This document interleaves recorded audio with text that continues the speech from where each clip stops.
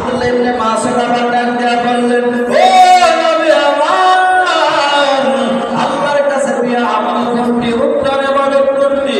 আব্দুল্লাহ ইবনে মাসউদ কেটে বললেন, ও আব্দুল্লাহ ইবনে মাসউদ শুনো, আল্লাহর কাছে সবথেকে প্রিয় আমল হলো এটি আল্লাহর রাস্তায় জিহাদ করা।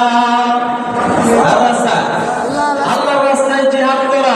যারা কুরআনের বিরুদ্ধে কথা বলবে, যারা নবীর বিরুদ্ধে কথা বলবে, যারা কুরআনের বিরুদ্ধে কথা বলবে, যারা আল্লাহর বিরুদ্ধে কথা বলবে, তাদের বিরুদ্ধে জিহাদ করতে রাজি আছে না নাই? আছে না নাই? দেশের বিরুদ্ধে যে কুলাঙ্গারগুলো কথা বলবে, মসজিদের বিরুদ্ধে কথা বলবে, আমার নবীর বিরুদ্ধে কথা বলবে, তাদেরকে কখনোই সাথ দেওয়া যাবে না। সাথ দেওয়া যাবে কখনোই সাথ দেওয়া যাবে না। তাহলে বোঝা গেল আলেম ওলামারা আমি না ওয়াদানি। হাদিস শরীফের মধ্যে আছে আল্লাহর নবী বিশ্বনবী রাহমাতুল্লিল আলামিনকে জানায়, ও নবী কিয়ামতের ময়দানে কারা সুপারিশ করবে? আল্লাহর নবী জানায় দিলেন সুপারিশ করবে তিন শ্রেণীর লোক। কয় শ্রেণী? সবাই কথা বলেন, কয় শ্রেণী? তিন শ্রেণীর লোক কিয়ামতের ময়দানে গুনাহগারগুলোকে সুপারিশ করবে।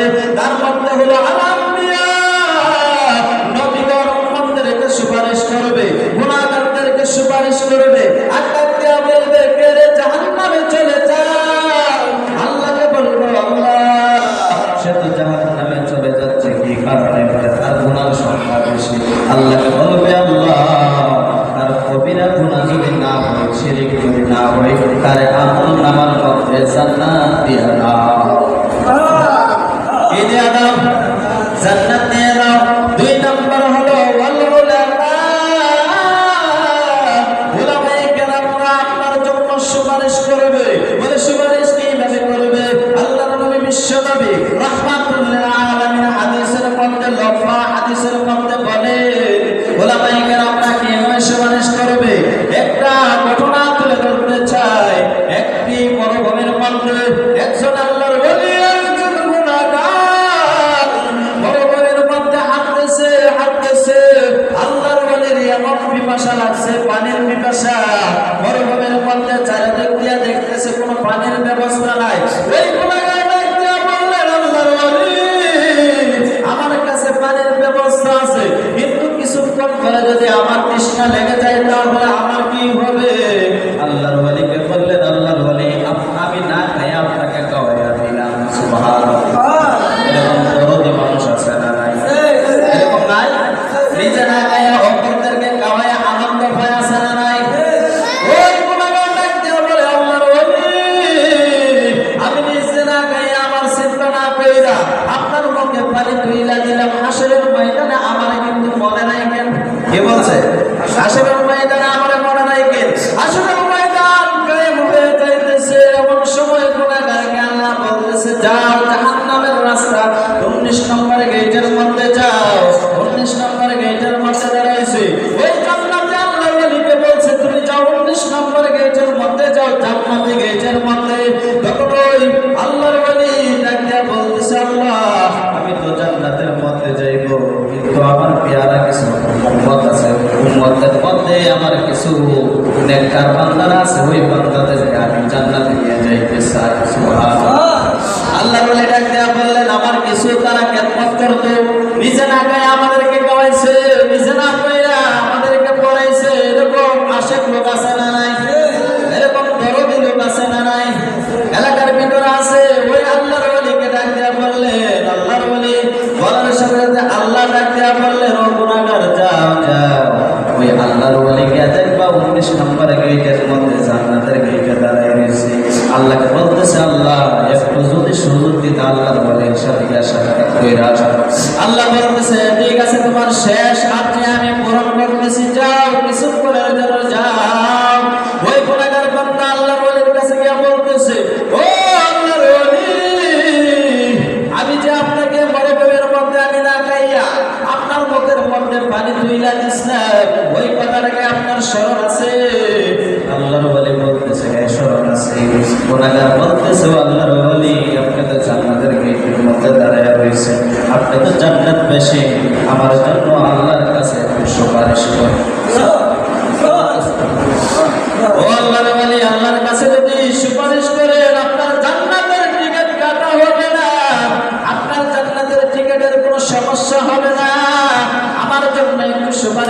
করলেন। আল্লাহর ওলি বলতেছে ঠিক আছে তুমি একটু দাঁড়াও, আমি আল্লাহর সাথে একটু কথা বলে আসি। আল্লাহকে গিয়া বললেন আল্লাহ আমি ততক্ষণ পর্যন্ত জান্নাতে যাব না যতক্ষণ না আপনার এই উম্মতের ওই গোলামকে মাফ না করছে। ওলামায়ে কেরামদের দাম আছে না নাই? প্রতিটা গেটের মধ্যে কিছু সংখ্যক লোক আলেমদের যে গেট দিয়া জান্নাতের মধ্যে প্রবেশ করবে, কিছু লোক প্রত্যেকটা দরজার সামনে গিয়ে দাঁড়িয়ে থাকবে আর বলবে আল্লাহ আমরা জানি জীবনে কত গুনাহ করছি, আজকে জাহান্নাম ছাড়া কোনো উপায় নাই। আল্লাহ বলবেন যাও যাও তোমরা কোথায় যেতে চাও? বলে একজন আলেমের সাথে আমরা সাক্ষাৎ করতে চাই। বলে কিসের জন্য? বলে আলেমের সাথে একটু কথা বলে আসো। আলেম যখন জান্নাতের ভিতরে দরজা দিয়ে যখন ঢুকতে যাবে এমন সব বলবে ও আলেম হুজুর একটু দাঁড়ান, আপনার সঙ্গে 1 মিনিট কথা বলবো, 1 মিনিট কথা বললে আমরা চলে যাব। বলবে কিসের জন্য আসছো? বলে আপনাকে 1 গ্লাস পানি একদিন আগায় দিছিলাম। সুবহানাল্লাহ, ওই গ্লাস 1 গ্লাস পানি আগায় দিছিলাম, আপনার খেদমত করেছিলাম।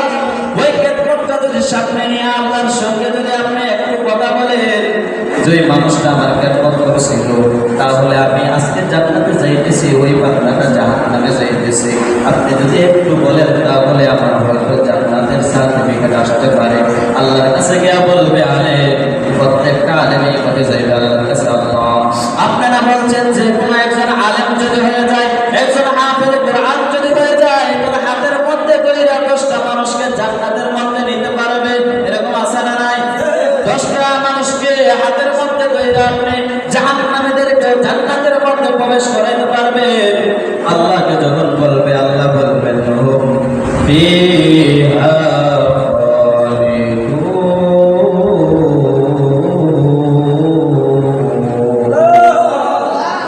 আল্লাহ পাক রব্বুল আলামিন বলবেন আমার ওয়াদা সত্য, আমি বলছি 10 জন মানুষের হাতে ধরে ধরে জান্নাতের মধ্যে প্রবেশ করাইতে পারবো, এই কথাটা সত্য। আল্লাহ পাক রব্বুল আলামিন কে বলার সাথে সাথে আল্লাহ মুহাম্মদ তাআলা বলবেন যাও যাও তোমার মনের ইচ্ছা মতো তাদেরকে জান্নাতের মধ্যে নিয়ে যাও। আলেমদের সম্মান আছে না নাই? তারপর 3 নম্বর বলতেছে হুম্মা শুহাদা,